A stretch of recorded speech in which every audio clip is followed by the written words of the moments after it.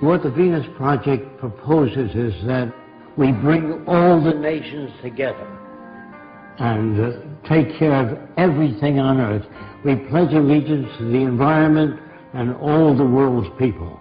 The end of separate nations, the end of the artificial boundaries that separate people, and the sharing of all the world's resources by all the world's people. If few nations control most of the Earth's resources, you're going to have territorial disputes. You're going to have war. You're going to have all the problems you've always had. That's why most people think it's human nature. They think man is basically greedy, and that this is why you have problems. That is not true. A banker, a serial killer, and a gangster, and a priest are made by environment. It's not human behavior, it's the environment we come from which generates behavior. We are victims of culture, all of us. That's why we have a distorted view. We believe that some people are good, some are bad, some are creative, some are less creative. All that's bunk. Everyone can be creative. Now, they tell you in your schools that plants grow. That's a lie. They need water, sunshine, soil, moisture, gravity, all those things. Without them, the plant doesn't move. There is nothing in the earth today that is not acted upon by resident forces. And your language was designed hundreds of years ago. That's why we can't talk to each other. We talk at one another, not to one another. A lawyer is a guy that takes language, twists it around to any way he wants to. If he's skilled at it, he can knock you out, put you in jail. A lawyer would be considered a criminal in the future. So would all bankers, and all businessmen, and all politicians. Don't forget, you're brought up to believe that King Solomon was a great guy. He had 1,000 wives. He'd be arrested today as a bigamist. So all the things that you're taught, they teach you to fit in with this culture. There's no such thing as thinking things over. You think within the context of the way you were brought up. So it's very hard for so-called normal people to step outside of the environment. Now, in the early days in the Roman Empire, I am told that they used to feed Christians lions. Now, the family would come Saturday and Sunday to see Christians being fed the lions. And the kids would say, Daddy, can we come next week to see Christians being fed the lions? Daddy would say, if you behave yourself. Are these kids sick? No. They're normal to that culture. There are no good or bad people. There are no corrupt people or dishonest people, creative people, lazy people. All that's bunk. If you're raised in a society that understands human behavior, you don't have those variations. You can block them through education. You must design for human comfort, and you must design cities with art centers, music centers, cultural centers. I can only talk a little bit about America because that's where I'm from. I don't like our country. It's completely corrupt. And that's for most civilizations today. They're all corrupt. I'm sorry to say that. I don't like what I'm saying. I wish it were otherwise. We are brought up in a system called established.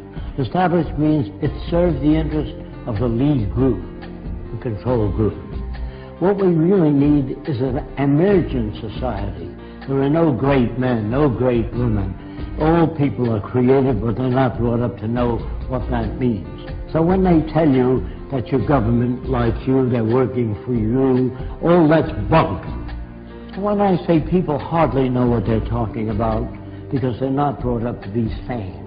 They're brought up to fit in with the establishment. National loyalty is really a form of stupidity. All people need clean air, clean water, arable land, and a relevant education. That means no businessmen, no advertising, no investment bankers.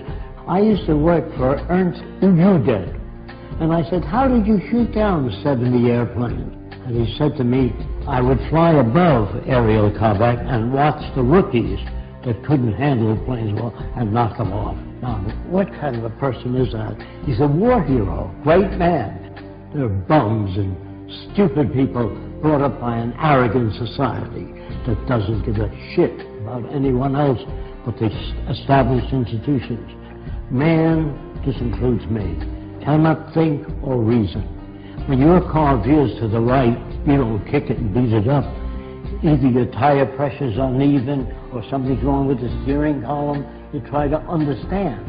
When children beat up other people and hurt other people like a bully, that's part of their conditioning, their associative memory, the system they live under, which doesn't correct that.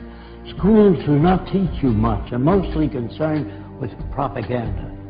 Most schools don't teach you how to live, find meaning in your own life, how to disagree without getting angry. What is really needed is the intelligent management of the Earth's resources for the benefit of everyone. Now, the only way you can do that is through technology. Everything that you have, your lights, your air conditioning, your automobile, your airplanes, all technology. Politicians can't give you that. Politicians don't know what to do. They make laws. Say no to drugs. Well, that's not going to stop a person from selling drugs as long as there's money in it. But if you do away with the money system and build access centers where anyone can have access to the necessities of life without filling out 1 million forms or appealing to Fresco, it's all available to everyone. Go to your big department stores or your food stores, you'll see lots of stuff. We are now capable of producing an abundance. People say to me, I know two people from the same environment. One turned out to be a priest, the other a gangster. If environment is everything, how do you get those differences? You get those differences by playing with the youngest child, 4 years old, while the 7-year-old says, that's where jealousy comes from. It comes from poor manipulation of the variables.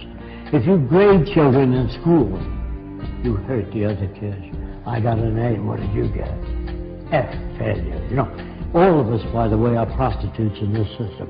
If you sing and you sell toothpaste, you're a prostitute. If you get up and you say, I got just the house you're looking for, you're a prostitute for the establishment. So there's no good or bad people now. We're perfect reflections of the culture we live in. Again, I'm sorry about that. How can you pray to a God? How can you talk to God? They think, due to ego problems, that they're specially selected.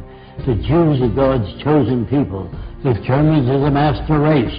You know, all of these little egocentric people think that they're put here to lead the world into a better direction.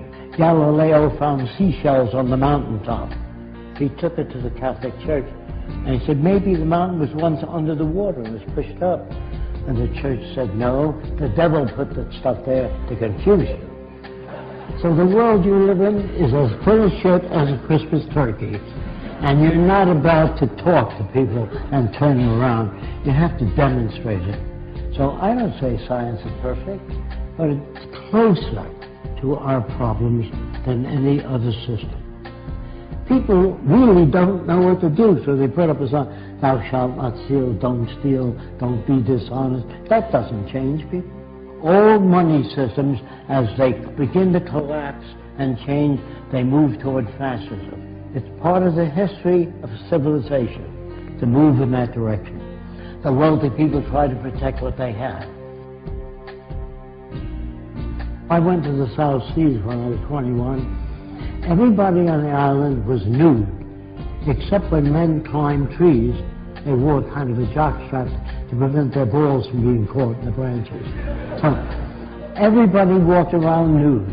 And the interesting thing about it is I never saw a native stare at a girl's body, only her eyes. When you talk to a woman, you never say, get a load of that chick. That's what you get in civilization. You cover the girl. If people swam nude when they were this high, you couldn't sell pictures of a nude girl. Do you understand that? I get to know the natives so well, I watch them make love. And they stroke the whole female, the top of her head all the way down. They had no fetishes. There were no tit men, leg men, ass men. All that's made by culture. And if you don't use that kind of language around women, you can't become equal to one another. But you have to tell them how men think. That isn't how they think. That's how they're brought up. When guys poke each other, hey, get a load of that chick, you know. That is learned in the culture. In the islands, they never did that. It's like you stroking a dog. You stroke the whole dog. You don't stop at the balls. You stroke the whole dog. Understand? I'm not your enemy. I'm not trying to hurt you. I'm trying to tell you that if we use science and technology, everyone will be given the best opportunity so that we can bring out the best in every human being.